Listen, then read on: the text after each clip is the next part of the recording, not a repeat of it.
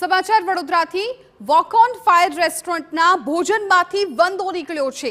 ગ્રાહકે ફરિયાદ કરતા સ્ટાફે દાદાગીરી કરી। મહિલા ગ્રાહક દ્વારા પોલીસ બોલાવવામાં આવી। રેસ્ટોરન્ટમાં ચેકિંગ કરી યોગ્ય કાર્યવાહીની માંગ કરવામાં આવી છે।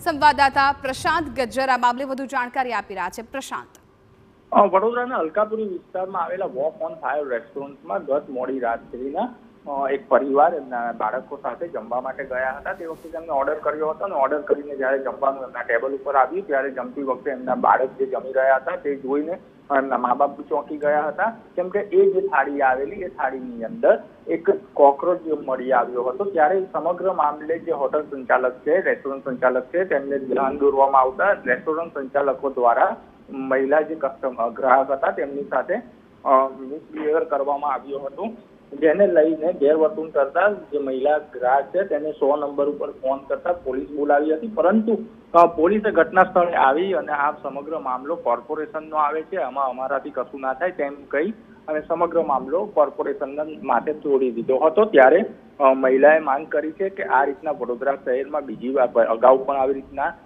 જીવાતો નીકળી હતી ખોરાકમાંથી, ત્યારે આરોગ્ય શાખા જે છે પાલિકાની તે યોગ્ય રીતના કામગીરી કરે અને આવા રેસ્ટોરન્ટો સામે કડકમાં કડક કાર્યવાહી કરે। બિલકુલ પ્રશાંત, આભાર સમગ્ર માહિતી બદલ। તો મહિલાએ પોલીસે ફરિયાદ કરી, પોલીસ આવી, પરંતુ તેમણે કહ્યું કે આ અમારું કામ નથી, તમારે મનપામાં આ ફરિયાદ કરવાની રહેતી હોય છે।